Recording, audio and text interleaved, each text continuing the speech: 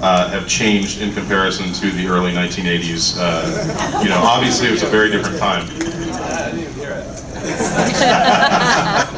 Nobody wants to take this one. The sensibilities. Well, John has made a recent horror film.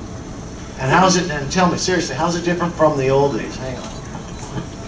Well, I found it's very difficult to keep up these days. I mean, I made a movie called Turistas, and at the same time, they were making a movie sort of concurrently. I didn't know about it, called Hostel. And when I went to see Hostel, I was like, I don't know if I can, you know, the torture porn thing just wasn't for me, and it was hard.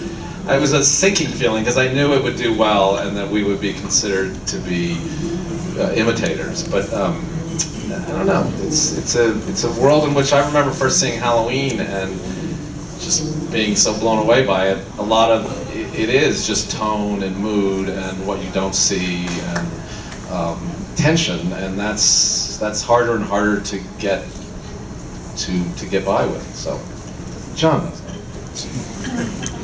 It's fabulous, John. I couldn't say it any better than that. What do you think, Keith?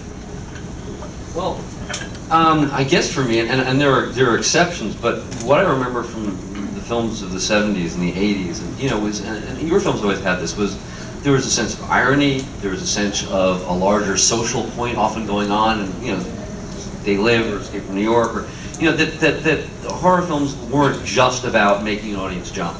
There was something else going on, and they're often very intelligent movies.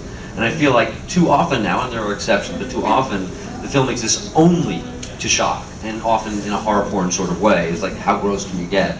And I think that's sad, because it used to be a vehicle where you could be very subversive and introduce some really interesting ideas, and that's what I loved about your films. And I feel like, you know, The Thing had that. I mean, and I feel like now you try to do that in the studios run screaming. I mean, I'm in the middle of working on a script that's kind of got a horror theme, and all the things I want to take out are all the things that attracted me to it, all the ideas, basically. So, I would say just one thing that I'm not an expert like these guys, but one of the things that maybe some of you know about John, maybe some of you don't, is this guy's got a wicked sense of humor, and I think that the odd thing is you see that wicked sense of humor if you look at individual snippets in the film. Maybe if you know the circumstances, I don't know, like in Christine, when that. He buys a car and the guy's walking around with this cage on his chest and spitting and stuff like that. To me, if you isolate that without the context, that's kind of funny. And I kind of thought that John, who told me when I said, why am I running down the middle of the road? He said, because it's a movie. There's a certain level of humor that I think that he has. He doesn't take the genre so seriously or something.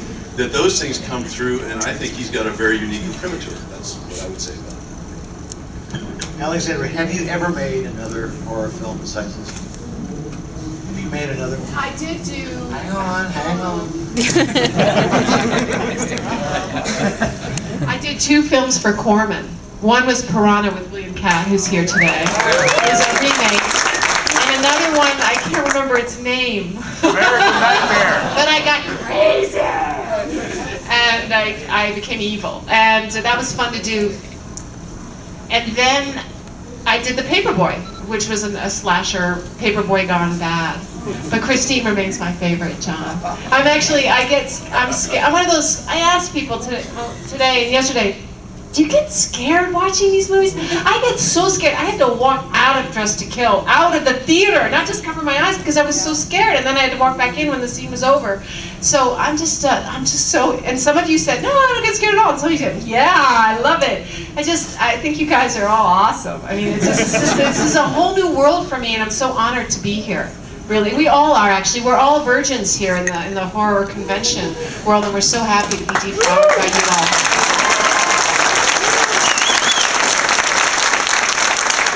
We're ready for virgins. Now.